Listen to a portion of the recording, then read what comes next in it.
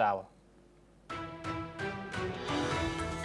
An air raid alert sounded in Kiev as NATO Secretary General Mark Rutte met President Zelensky, warning Ukraine needs robust security guarantees to ensure Russia never again seizes its territory. The visit comes amid intensified Russian strikes and signs that US-led mediation to end the 3.5-year war is faltering. US media report the FBI is searching the home of former Trump National Security Advisor John Bolton in Bethesda, Maryland. The Bureau confirmed it is conducting authorized activity in the area as police vehicles were spotted outside his residence. A UN-backed food security monitor says famine has been confirmed in Gaza City for the first time, warning of catastrophic conditions. The integrated food security phase classification has raised the area to phase 5, its highest level, and says the crisis could spread to Deir al-Bala and Khan Yunis by the end of September. Defense Minister Israel Katz says the city will be destroyed unless Hamas disarms and releases all hostages as the cabinet approves a massive assault plan. Hamas has backed a Qatari-Egyptian proposal for a 60-day ceasefire, but Prime Minister Benjamin Netanyahu rejects it, insisting on terms acceptable to Israel.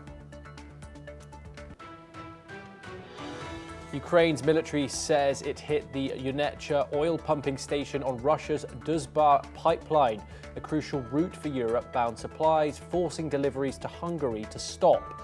It comes amid escalating strikes on energy infrastructure, with Kyiv targeting Russian refineries to cut war revenues, disrupt exports and fuel shortages inside Russia. Russian Foreign Minister Sergei Lavrov says there's no agenda for a meeting between Presidents Putin and Zelensky, accusing the Ukrainian leader of saying no to everything. He told NBC that Putin is ready to meet if there is a proper framework for talks, but insists such an agenda does not exist for now. Iranian Foreign Minister Abbas Araghchi will hold a joint phone call on Tuesday with his French, British and German counterparts to discuss nuclear talks and sanctions. The European powers have warned they could trigger UN sanctions under a snapback mechanism if Tehran refuses to return to negotiations. A Bangkok court has acquitted former Prime Minister Thaksin Shinawatra of insulting the monarchy, a charge that could have brought 15 years in prison over a decade-old interview.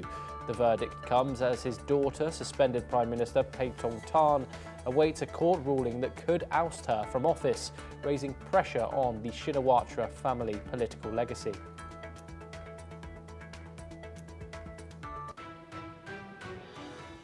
Now we start in West Asia, where a UN-backed body has said that Gaza City and the surrounding areas are officially in a famine.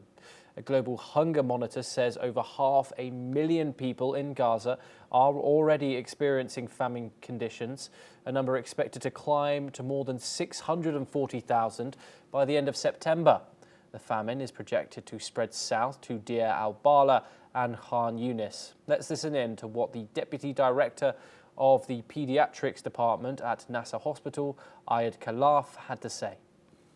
نعيش في واقع هذه المجاعة، والمجاعة تتفشى في قطاع غزة، وطالبنا ونناشد الجميع من أجل يد المساعدة ولإدخال المواد الغذائية لرفع الحصار ورفع الإبادة التي تمارس على قطاع غزة. The United Nations has called the crisis a man-made disaster and a failure of humanity. Secretary General Antonio Guterres urged for a ceasefire, release of hostages and unrestricted humanitarian access. Here's what Jean-Martin Bauer, the director of the UN World Food Programme, Food Security and Nutrition Analysis Service said. I think what I've heard as an objection is that we used the mid-upper arm circumference as a measure for malnutrition instead of weight for height. That's something that is allowed for in the IPC protocol and has been allowed for by the IPC manual since 2019. And this measure that we used in Gaza for the determination was also used in past famine declarations in South Sudan and in Sudan. So the protocols have been applied in the case of Gaza.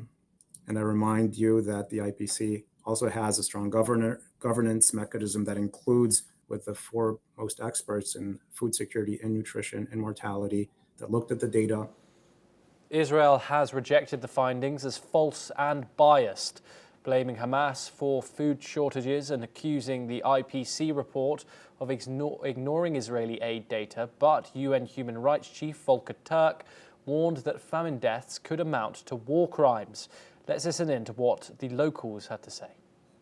يجب ألا يتم الاكتفاء بتوصيف حالة المجاعة الحاصلة في قطاع غزة. نحن كشعب فلسطيني في قطاع غزة أطفال ومرضى وكبار سن ومرضى بحاجة إلى خطوات عملية، خطوات على الأرض. هذه الخطوات توقف هذه المجاعة، لأنه هذه المجاعة هي من فعل دولة عضو في الأمم المتحدة، هي دولة إسرائيل. The war as a whole has now killed more than 62,000 Palestinians since Hamas's October the 7th attack on Israel. They are figures from the Gaza Ran Health Ministry, which left 1,200 people dead.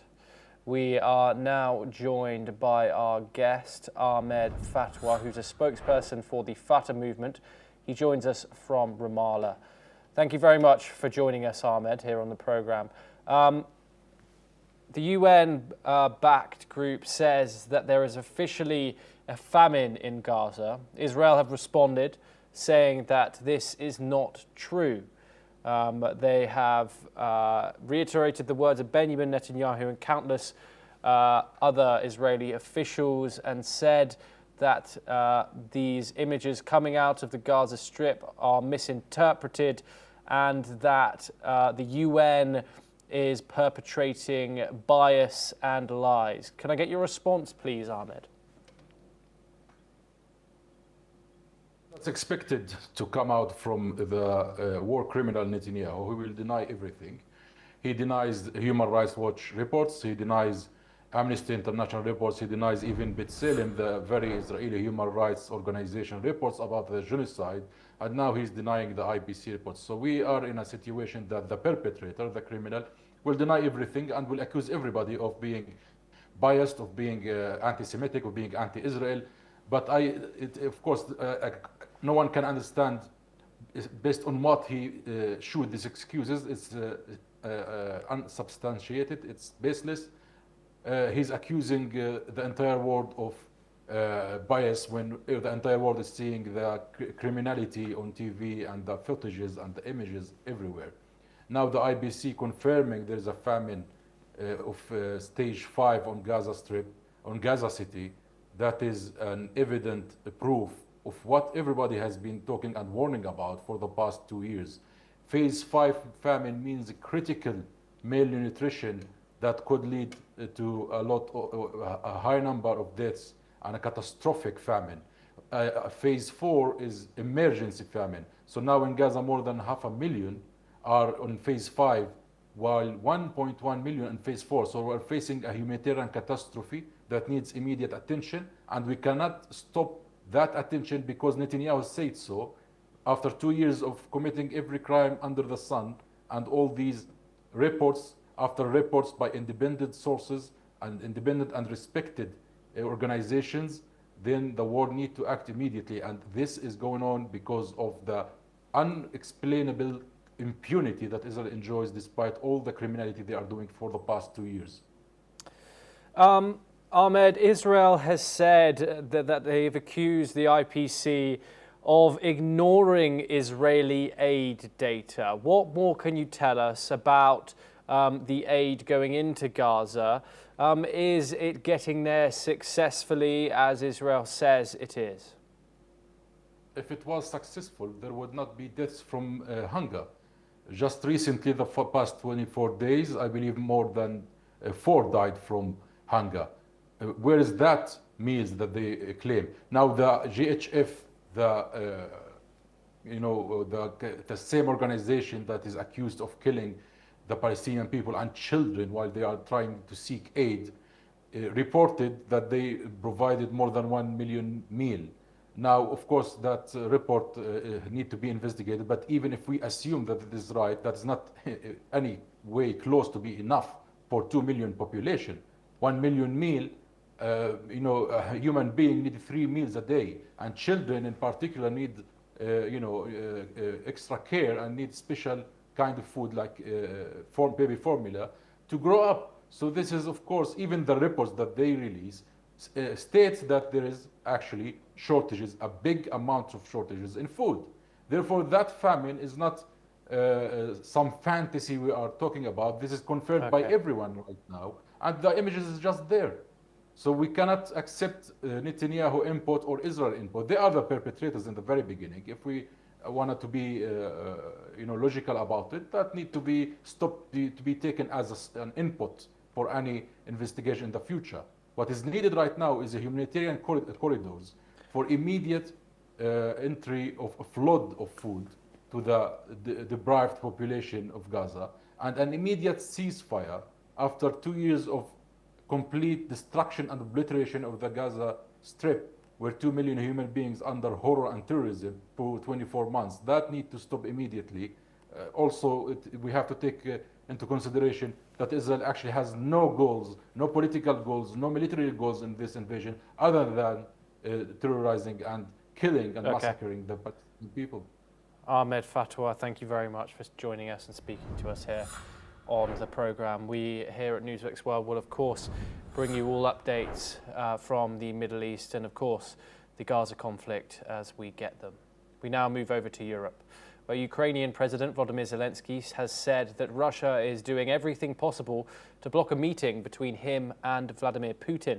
Speaking in Kiev alongside NATO Secretary General Mark Rutte, Zelensky urged Ukraine's allies to impose fresh sanctions on Moscow if it shows no interest in ending the war. He said discussions focused on security guarantees for Ukraine, stressing they must be as strong as NATO's Article 5, which treats an attack on one member as an attack on all.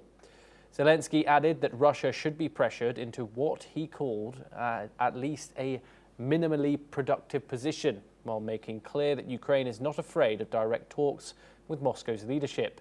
Listen in to what the Ukrainian president had to say on the issue. Русські пробують зараз що ще зробити, щоб не зустрічатись. Питання ж не просто в зустрічі. Питання в тому, що вони не хочуть закінчувати війну. Зустріч – це один із компонентів того, як закінчити війну. Це не все. Це один із компонентів. А так як вони не хочуть закінчувати, вони будуть шукати простір для цього. І треба, щоб цей простір зменшувався. Об'єднання Америки і Європи зменшує цей простір. Простір для війни. We're now joined by Mati Zaweg. He's a geopolitical expert and he joins us live from Israel. Mati, thank you very much as always for discussing this conflict here on the programme. Mati, there's been positivity coming out of this on the diplomatic front, talks of it. Now they seem to be reeling back with Zelensky not sure that the Russian president does in fact want to meet him, like the US President Donald Trump seems to be sure of.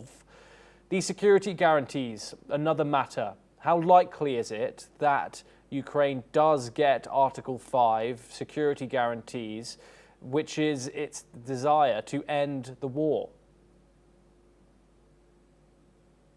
Well, I don't think Zelensky has to guess anything. Lavrov, the foreign minister of Russia, said himself that the time hasn't come to have a meeting between Vladimir Putin and Zelensky. And this is also part of a tradition of looking at the Ukrainians as to be a second part of the conflict. Like the conflict is between the big empire of Russia with the big empire of the West or United States. And to give, I've been saying this in all your interviews. Putin is not going to give a hand to Zelensky and to be alone with him in one room, because this is an imperial point of view in the way that Russia sees himself and also because on the ground, slowly but steady, they are taking one more village, another more village, another little city. It's something that has been going on in the last 9-10 months, and he's not in a hurry to sit and finish this. I mean, he's having also, he has been blown up in many areas in the southwest part of Russia, the Krasnodar area, the Kursk area, the Crimea area. And anyway, he's not willing to stop. And there is also another thing, I think, that he's trying to make a point, that Trump cannot just say, come and do peace, and I will come and I will do peace. He's trying to do it in his own terms and conditions. They say that they cannot be in the future part of the NATO, Ukraine, of course. They say they have to cede all the territories that they have been conquered by force of the army. And we have here a situation that is not something on the table like a kind of strange win-win situation, like I give you 10 years of keeping the territories you conquered, and I will not going to the NATO or to Europe for 10 years. It will be something that they can go down from the ladder, both sides, and then maybe to do a ceasefire, to do a permanent ceasefire, if not a peace agreement. But also this is not on the table now, especially because from the Russian side, they have still to feel that Yes. sitting together are going to fulfill all their requirements. Yes, Matti Zawig, thank you very much for that analysis, and a pleasure for having you on the programme. We now move on to some related updates. In the latest press briefing, Chinese Foreign Ministry spokeswoman Mao Ning has stated that China maintains its impartial stance on Ukraine. This is the reiteration of the Chinese position that is largely regarded as a complex combination of the stated neutrality and underlying support for Russia, and also its focus on its own national interest. The outcome of the war will carry significant implications for China's strategic calculus, and hence its policies have been finely calibrated to protect its interests. Regarding the peace negotiations going on between Russia and Ukraine, China has consistently emphasized on the importance of dialogue and negotiation to find a political situation to the crisis. It has also offered a play to a constructive role in the ongoing negotiations. Let's listen in to what the spokeswoman of the Chinese Foreign Ministry had to say. 中方在乌克兰危机问题上一贯光明磊落，秉持客观公正立场，有关各方对此是清楚的。我们认为各方应当本着共同、综合、合作、可持续的安全观，推动乌克兰危机的政治解决。中方愿意为此发挥建设性作用。 We're now joined by Ross Feingold, who is a political analyst, joining us live from Taipei, Taiwan. Ross, thank you very much for joining us. China, of course, when it comes to this conflict, is a complicated issue, Ross. We see them maintaining diplomatic ties with not necessarily Ukraine, but certainly its allies. But we also see Xi Jinping being the guest of honor at Vladimir Putin's parade in Red Square to celebrate VE Day. China continues to stress its impartial stance. Do you believe this neutrality is genuine, or does it tilt towards Moscow?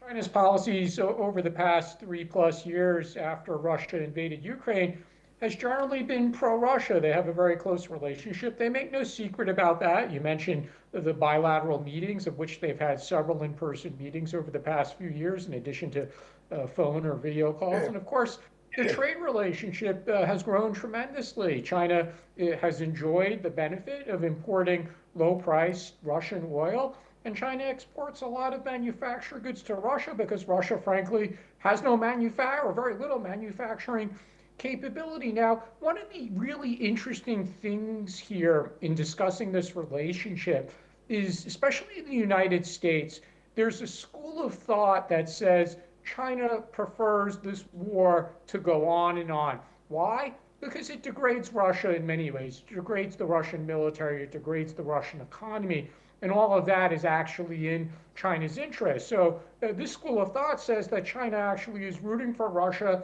to keep fighting. Russia is not rooting for, China is rooting for Russia to keep fighting, and China is not rooting for a ceasefire or a peace agreement. My own view is different.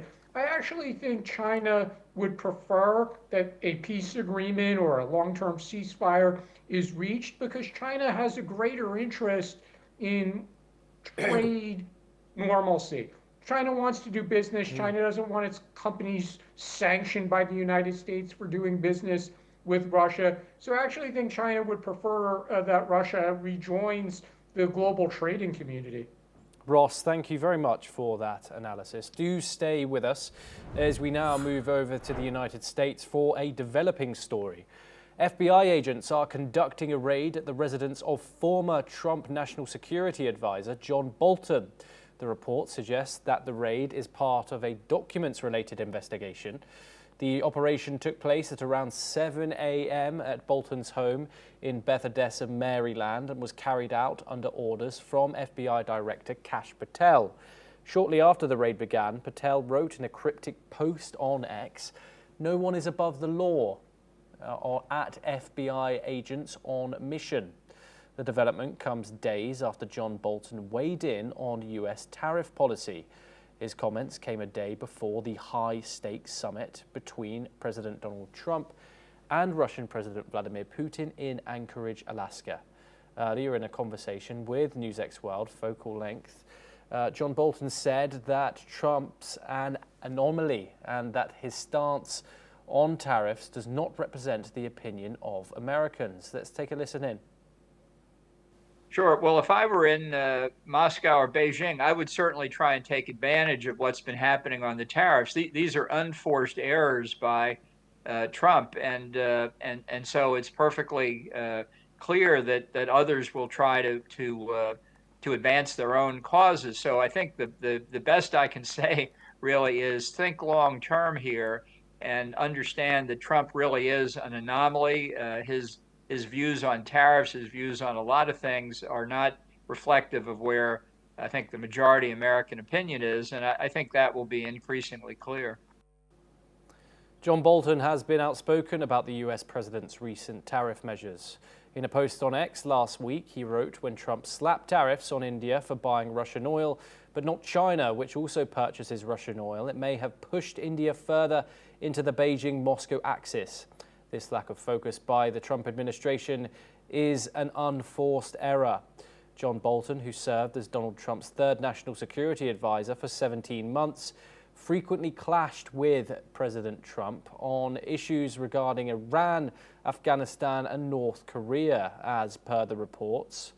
We are joined by Raymond Vickery, who is a former U.S. Assistant Secretary of Commerce. He joins us live from Washington, and also Ross Feingold joins us for the discussion. I want to go to you first, Raymond. What do we know about this so far? And given Kash Patel's cryptic tweet, obviously we can't speculate here, why would a raid like this be going on at one of Donald Trump's former very important members of his administration? Well, thanks very much for having me. I think that there is a very, very deep concern in the United States about these sort of retaliatory measures being taken by the Trump administration. It is true that in national as well as international relations that values must be taken into account. Rule of law, freedom of speech, those values which are common to great democracies like India and the United States. This measure is directly contrary to those values. It is retaliatory on its face. for John Bolton being a very effective critic of the Trump administration and of Donald Trump himself.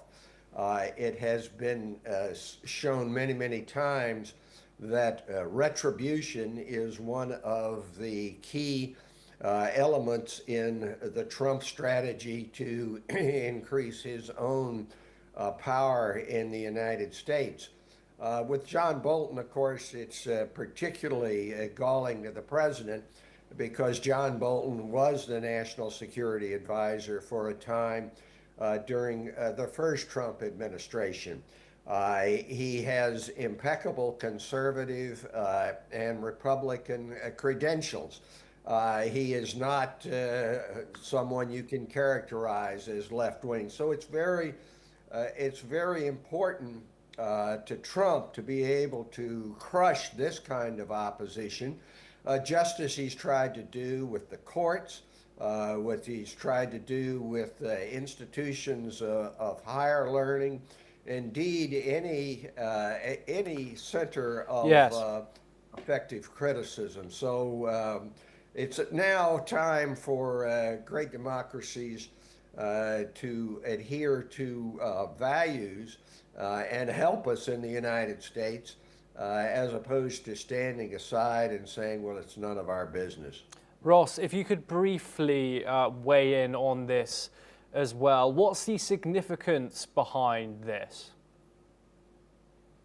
For John Bolton, there's potential legal exposure. Clearly, the FBI agent was able to swear out an affidavit that justified a magistrate, a federal magistrate in the United States, agreeing to issue a search warrant. So at a minimum, this is going to cost John Bolton a lot of money because he's going to need to hire some very expensive lawyers in Washington, D.C. But beyond that, it's also going to invigorate this battle that's been going on between traditional conservative foreign policy experts versus the views of people in the Trump administration. And one way that manifests itself is in the discussion about Ukraine.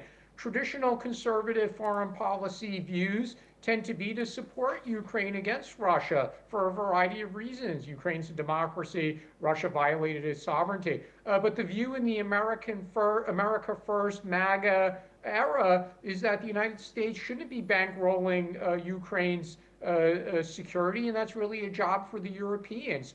So I definitely think going forward, we're going to see more of that cleavage in the conservative world about what U.S. foreign policy should be.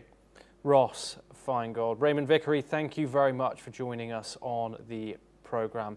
Pleasure to have you on. Ross, you are staying with us.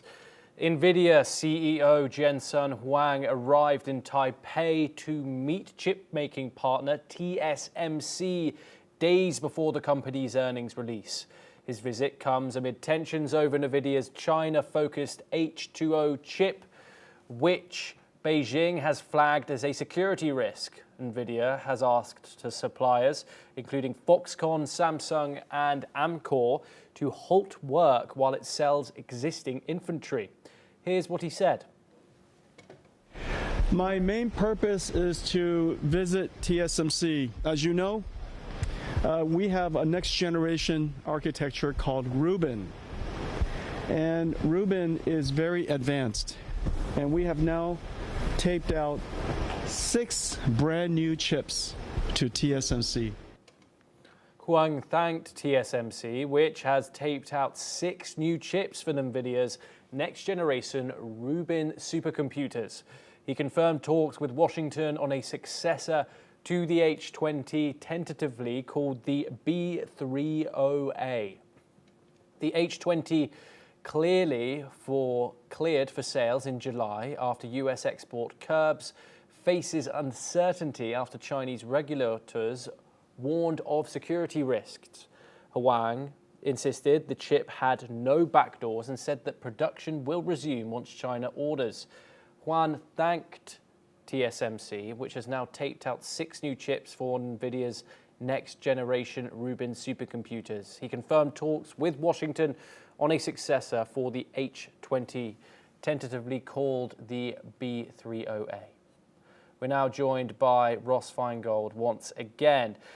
Ross, why did Jensen Huang choose this moment just before earnings to visit the TSMC in Taipei today? The nature of NVIDIA's role in the semiconductor world, and specifically in the world of artificial intelligence, makes it that Jensen Huang's travels, and frankly anything he says, attracts an enormous amount of attention. Now, we have to keep in mind that NVIDIA is a chip designer. They don't do the manufacturing. They outsource the manufacturing. A lot of that manufacturing is outsourced to TSMC here in Taiwan, as well as TSMC's new plants in Arizona in the United States. So if we take Jensen Huang at his word, he had some technical issues to discuss with TSMC about production of NVIDIA's chips. And of course, again, because of his outsized role in the semiconductor and artificial intelligence space, his travels and anything he says attracts an enormous amount of attention. And this trip was not publicly known until his flight was in the air about 12 hours ago and approaching Taipei, and suddenly attracted a lot of international media attention. But most likely this was about some technical issues with regard to the manufacturing of chips, and we should be cautious about reading too much into it. What is the biggest concern for NVIDIA at the moment is its ability to resume that sale of the H20 chip, which you mentioned, to China, and there's two issues there. One, is the US Department of Commerce going to issue the licenses? And two, are Chinese regulators going to allow the import of those chips into China? Yes, and as you've said, Beijing has flagged the H20 as a security risk, Ross. What exactly might China be worried about here? Well, there have been media reports about the potential for so-called backdoor capability, which would allow NVIDIA or potentially even the U.S. government, to put it in simple terms, to hack in to any devices or servers that have installed the H20 chip. Now, NVIDIA has strenuously denied that. They say it's simply speculation, it's simply not true. But China has called NVIDIA in for meetings, the regulators in China. They've quizzed NVIDIA about this. They've asked NVIDIA to provide more documentation to prove that there's no backdoors in the H20 chips. So you're basically asking NVIDIA to prove a negative, which is a bit of a challenge for NVIDIA because NVIDIA is saying it's just not there. It's not in the chip. There is a lot of speculation. Why is China doing this? Simply to give its own domestic manufacturers time to catch up, as well as to force domestic artificial intelligence firms in China to use the existing Chinese manufactured chips, even if those chips are not as fast and not as capable as NVIDIA's chips. Ross Feingold, thank you very much for joining us. Pleasure to have you on the programme as always. Well, that is all that we have time for this hour, but we will continue to bring you more news updates from around the world. Thank you very much for joining us.